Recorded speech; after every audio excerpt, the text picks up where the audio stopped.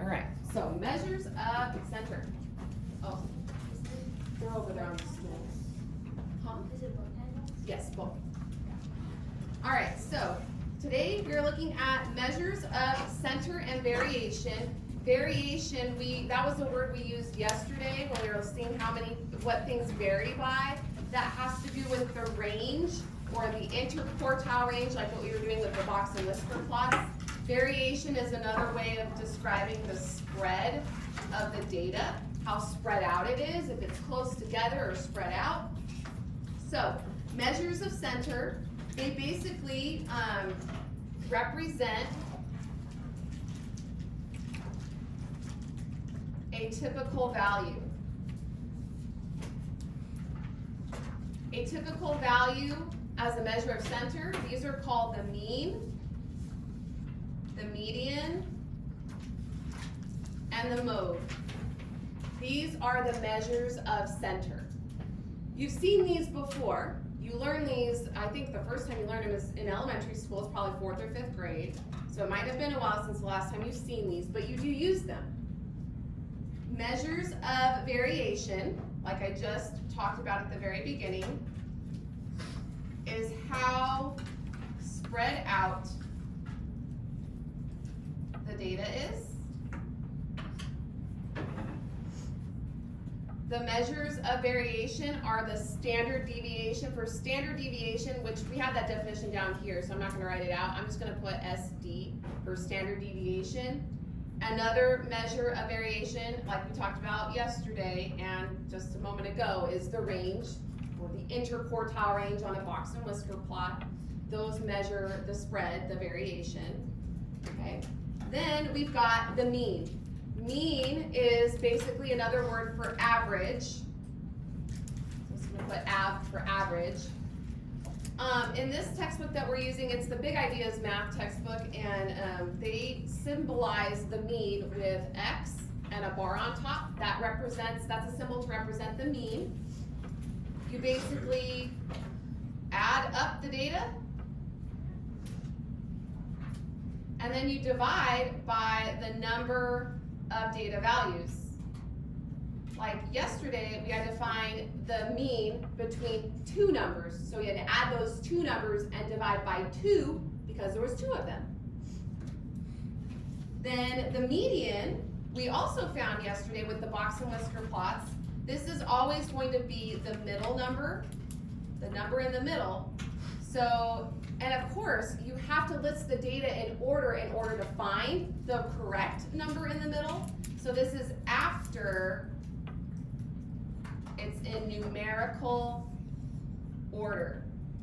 So from least to greatest is numerical order. It has to be in numerical order before you decide what number is in the middle. The mode is one that's easily forgotten because we don't use it a whole lot. You will if you are taking stats next year.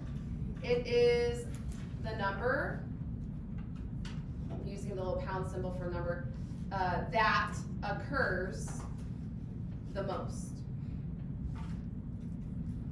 So basically it's a number that repeats the most. Whichever one repeats the most, that's the mode. There could be no mode. There could be no numbers that repeat, so then there wouldn't be a mode. There could be 2 numbers that repeat twice, so then there would be 2 modes. Okay? So you could have 0 modes, you could have 1, you could have 2, it just depends on the data that you have. Then the range, we saw this yesterday. It is the maximum number minus the minimum number. The max minus the min, that's how we find the range. Okay. The standard deviation, not sure if you guys learned standard deviation. I'm pretty sure you don't in elementary school. It's a maybe in junior high. But if you haven't seen it, it's not a big deal. It is the average distance between data. Use standard deviation, EP bio. Oh, you do? Okay. So yeah, standard deviation, like a lot of these things, it's not just math. They relate to the sciences as well. So I'm glad you brought that up, Sydney. So there's a formula for standard deviation. I'm gonna write it real quick over here. It's gonna look kind of crazy though. So I'm gonna draw a little arrow. We use this symbol called sigma. It's just a circle with like a tail on top. Sigma equals the square root of, and you take one of the data values squared plus another data value squared plus dot dot dot to represent. You're adding up all the data like you do when you're trying to find the mean, and you divide by the number of data values just like you're trying to find the mean. So you're basically finding the mean, and then you subtract the mean squared. So n1, n2, n3 till infinity, but it wouldn't be infinity. You'd have a set number of data. You would add up all the data values and divide by the number of data. So you're finding the mean. You subtract the mean squared, and that is the formula for standard deviation. I simplified this formula a lot for you guys. It looks a lot scarier than this, okay? But it's really not that bad, and there is a standard deviation calculator that you can use online as well to help with that, okay? You won't have to use that a whole lot by hand. We talked about outlier in the warm-up yesterday. An outlier is when the data is abnormal. Data that is abnormal. So say we're looking at the data of our test scores, our last test scores. Last test, most of the test scores were between 70 to 100%. So to get a 30, that would be an outlier, okay? So, and then if we think about the test before that, the one in January, most scores were between a 60 to an 85. So there was like one person that scored like a 97, that would have been an outlier because it was way above the rest of the data, okay? So data that is abnormal, either way lower than the rest of the data or way higher than the rest of the data is the outlier. All right, example 1. So it says a water park hires students for the summer. The students' hourly wages are shown in the table. So how many data values are there? 8, right, there's 8 of them. And they range from $8.15 all the way up to, what's the highest? $14.50. So obviously this is before the minimum wage that is now. What is minimum wage now? $15 an hour. You know, when I started working at Bank of America when I was going to college, it was $9 an hour. I thought you were gonna say when you're in high school, it's like they let high schoolers work at the bank. Actually, back in the day, before Chase Bank turned into Washington Mutual, or Washington Mutual turned into Chase Bank, the Career Center connected students with over there. And so yeah, high schoolers could work there. Not during the school day, but at least, you know, if they had early dismissal, they could work there. I feel like I'd be a little concerned if I walked into like the bank teller and like some random high schoolers like, hey. They train you very well. It's very serious to deal with money. You make one little mess up, you're out. Like there's no forgiveness when it's with money. It's people's money, so it makes sense. You know, if you're off by a couple of bucks when you balance out your cash register, no big deal. But when you're off by like thousands of dollars, there's a problem there and you're at fault. And so yeah, it's kind of scary, but it's also pretty cool to work at a bank. You meet all kinds of interesting people. Just saying, been there, done that. All right, so letter A, it says to find the mean, median, and mode of the hourly wages. So what's going to be helpful is to list these in order, especially because we have to find the median, the number in the middle. So we already identified the lowest, that was $8.15, and the highest was $14.50, but I won't write that yet. So $8.15, and then what's the next one after that?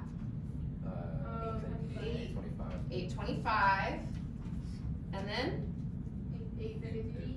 $8.50, and there's 2 of them, right? $8.50, $8.50, and then what would be next? $8.70. $8.70, and what's next? $9, and then? $9.20, and then? $14.50, and make sure 1, 2, 3, 4, 5, 6, 7, 8. Make sure all 8 data values are there because we all make mistakes. We're human. It happens, but we should double check. It always never fails. The one time you don't double check is the one time you make a mistake. It's just how it goes. how life is. All right, so letter A, let's find the mean. The mean, that's the X bar. I'm just gonna write mean for right now. The mean is you add up all the numbers and you divide by the number of numbers. We know that there are 8 data values. You just have to add these all up. Now, it depends on the calculator that you're using. If you have a nice scientific calculator, you could type everything all at once in the screen and not have to do one thing at a time. Like this one is so nice. This is the one I recommended from the beginning of the school year. As you go into next year, like if you're going into stats or calculus, you're gonna need to get a graphing calculator for either one of those courses.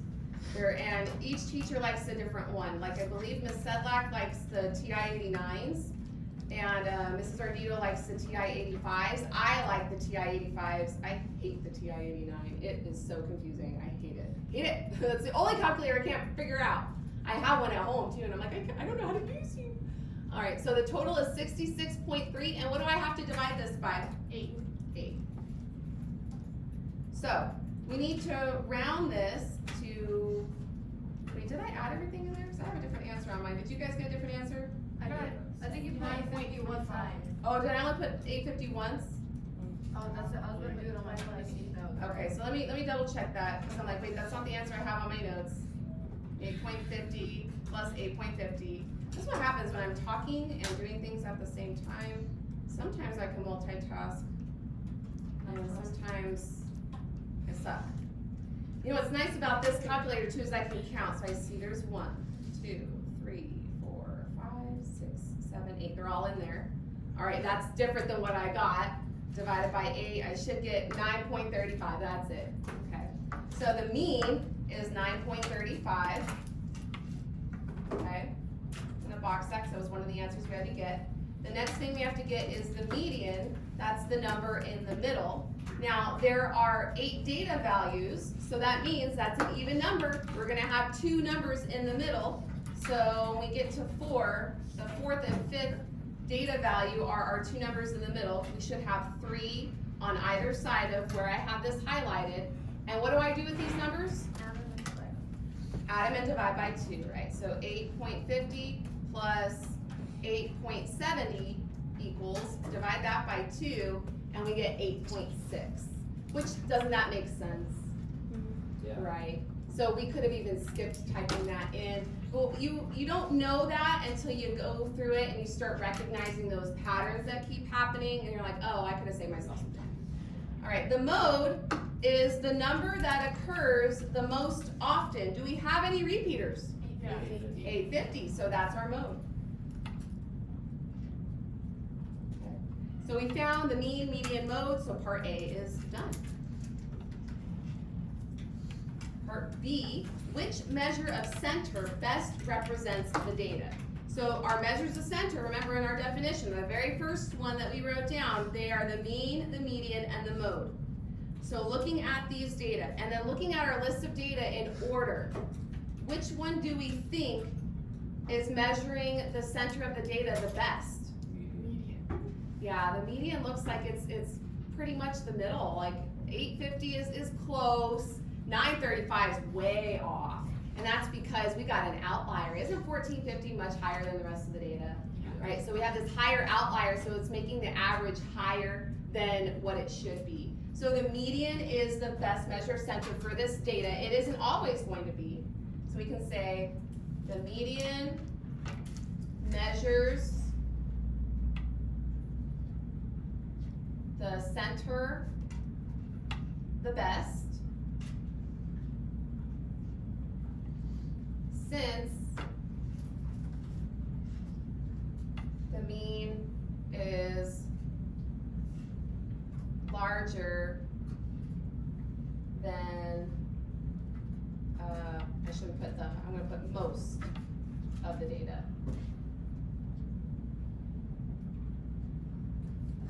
The median measures the center the best since the mean is larger than most of the data. You could also mention that the mode is it's close, it's just a little bit too small. The mode could be the next best option. Okay. And then letter C, it says to find the range of hourly wages. That's pretty easy. The range is just the max minus the min. So for our notes, let's write down the two numbers we have to subtract. What's the high number? 14.15. And what's the low? 18.15. 8.15? 8.15, not 18. Yeah, I got you. So $14.50 minus $8.15, what are we getting? 6.35. $6.35.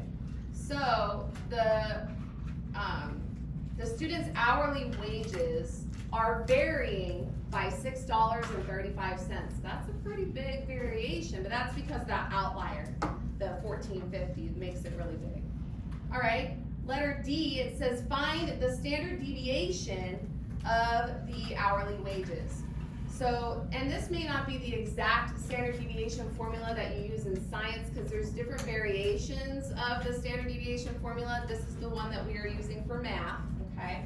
So sigma is our symbol that we use for standard deviation, or you can put SD if you like that better, okay?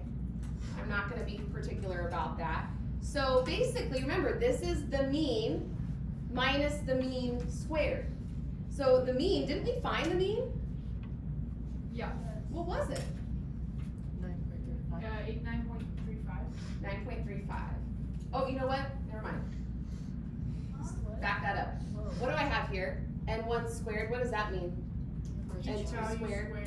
Each value squared and then divided by the number of data. I was like, wait a minute, I didn't put my number, that's way too small. So I have to square each data value, I almost forgot about that part, and then divide by the number of data values. Why do So you have to square it? it's just the formula. It's just the formula. Now in stats, when you take the statistics class, you derive these formulas. You derive, so you come up with them. You figure out how they came about, okay? So N1 squared, so I gotta square all these and add them up. So you guys gotta watch me. 8.15 squared plus 8.25 squared plus 8.50 squared, and I have to do that twice, right? Plus, I think you missed this. did I miss a square? No, I think you missed a 0 for 8.50. Oh, you don't need the 0. 8.5 and 8.50 are the same thing. I did 8.7 squared. Okay, so plus 9 squared plus 9.2 squared plus 14.5 squared. I should be getting 91.3, or no, after I divide by the number of numbers. So I get 730.565, and then I have to divide by the number of numbers. How many numbers were there? 8. So divide by 8, and that's exactly what I got on my sheet. So I don't want to round this too much too soon. We've had that issue with the sine and cosine stuff, right? So I'm going to go 91.321. Aren't you supposed to square root it? I'm not there yet. I'm still under the square root. Oh, okay. So you're right though, so 91.321 minus, now over here, this says the mean squared. What was the mean? 9.35, right? So I just have to square 9.35 and that's what goes here. So, and I don't want to round too much too soon, so I'm gonna do 3 decimal places like I did on the first number, so 87.423. I'm like, you guys left me hanging. All right. 87.423, okay? So yes, we're gonna need to subtract these numbers, and then what are we gonna do? Square root it, right? So, now if you have a calculator like this, you can just type in square root, and then put the subtraction, 91.321 minus 87.423, close the parentheses, and there it is. So because remember, we're dealing with dollars and cents, so this would be $1.97. So this is approximately $1.97. Okay. The standard deviation is a nice way to look at the spread of the data because it kind of helps take away the outlier a little bit. So it shows us that really most of the data is only varying by approximately $2. And isn't that a little bit more, isn't that closer to most of our data? $1.97 is how much they're varying by, about, roughly, okay? So, for letter E, let me box this. For letter E, it says, which measure of variation best represents the data? I think I already gave that part away. Which measure of variation measures it the best?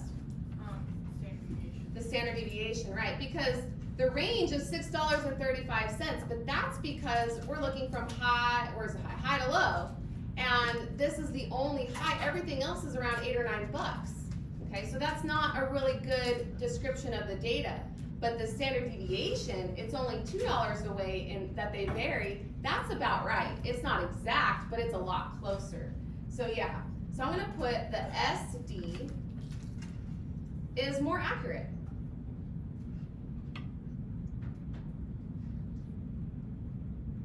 Because it's describing distance, because we subtracted, distance from the mean. Standard deviation describes distance from the mean, okay? That's why it's a little bit on the higher side, because the mean was not exactly the best measure of center, but it's still pretty darn close, okay? The range isn't accurate because of the outlier, so let's also put that. The range isn't accurate because of the outlier. So stats is a lot about analyzing data. It's not just math, it's a lot of reading, it's a lot of interpreting, lots of definitions you have to remember, because you're analyzing all the time, okay? So that was this one, okay? And then letter F says identify the outlier, remove it, and tell how the mean, median, mode, range, and standard deviation are affected. So F's a pretty big one. I'll put it right here. Oh, by the way, we're not doing example 2, so don't worry about that. So don't worry about the space down there. So F, it says to remove the outlier. So now we're removing it. We're gonna pretend it didn't exist. So now our data values is how many? 7. So we're gonna do all the same things, but we only need to make minor adjustments. We don't need to do everything all over again. But now since there's 7, isn't there exactly one data value in the middle now? Yeah, it's 850. It's 850. Right, so 1, 2, 3 on the left, 1, 2, 3 on the right. So now our median is 850. So we're gonna rewrite our new mean. We're gonna have a new median, which we already know is 850, so I'll put that down. And our mode though, did our mode change? No, it's the number that occurs the most is still 850. Taking out the 1450 didn't change that. It does change the mean though, so now we've got to add up those 7 numbers and divide by 7. So 8.15 plus 8.25 plus 8.5 plus 8.5 plus 8.7 plus 9 plus 9.2 is 60.3, and divide that by 7, I should get 8.6, yep, 8.6. So now, looking at the mean, which one of these is a better representation of this measure of center? The mean. The mean, right. Because now this average is more accurate, okay? Going from 815 to 920, so yeah, now this is the mean is gonna be a lot more accurate, okay? So, the next thing is the mean. We have to describe what happened. So what happened to the mean when we took out the outlier? It decreased. I know, there's not a lot of room to write on here. Just do the best you can. It decreased. The median, what happened? It decreased also, right? I'm gonna put DEC for decreased. What about the mode? What happened? Didn't change. It's the same. Okay? A lot of the time, when you take out an outlier that's a bigger number, it's going to make the mean and the median decrease. What do you think is going to happen if the outlier was a smaller number and you take it out? Then everything else is going to increase, because that smaller number is bringing everything down. It's bringing the average down. Okay? So a lot of the time, you need to know what's going to happen before it happens. So anytime you have a data set and you have an outlier that's way bigger than the rest of the data and you remove it, the mean and the median are going to decrease. If that outlier is the mode, then that's the only time the mode's gonna change or be effective, okay? If the outlier is way lower than the rest of the data set, say it's like 650, and you add that in, it's gonna make all of these numbers small, okay? And then when you take it out, it's gonna make them go up, it's gonna make them increase, okay? Does that make sense? Okay. All right, so on the back, is there anything back here? Yes, thank you. To tie it all in together, this is the tie it all together moment. Best measure of center and spread. A lot of the time you're gonna be asked for what's the best. And you gotta know what's the best. So, we know that with data, there's two types of data. It's either going to be symmetric, or it's going to be skewed. It's one or the other, it can't be both. It's either symmetric or it's gonna be skewed. If it's symmetric, the best measures of center are going to be the mean, and the best measure of the spread, the variation, is going to be the range, because sometimes the range is alright if there's no outlier, or the standard deviation. So if there's no outlier, the range is good. The standard deviation is the best though if there is an outlier in the data, okay? So mean and standard deviation are the two main ones, okay? I just threw range in there because sometimes the range is alright. But like I said, if there aren't any outliers. On the skewed distribution side, if the mean is the best measure of center for symmetric distributions, what do you think is the best for skewed? Well, is the mode a good measure of center? Period. No, unless the mode is in the center, but that's not always gonna happen. So yeah, median is the option that's the word I was looking for, that's the droid I'm looking for. Median, and that is because it is resistant to outliers. Yeah, you could have outliers, a low number or a high number, but when you're looking for the median, you're still looking for the one in the middle, so it will end up being the best measure of center even with the outliers there. It won't be super exact, but it'll be the best accuracy we can get on that type of situation. So, and then for the range, or the measure of spread, the best measure of spread when we're looking at a skewed distribution is where most of the data is. Most of the data is in the interquartile range, like in a box and whisker plot. That would be the best range to look at, okay? So look at where most of the data is, and that range, that is the range that you gotta look at, where 50% of the data is. Okay. Another thing I wanna add is when there are extreme outliers, so they're extremely low or extremely high compared to the rest of the data, that's when you're looking at this, okay? Central data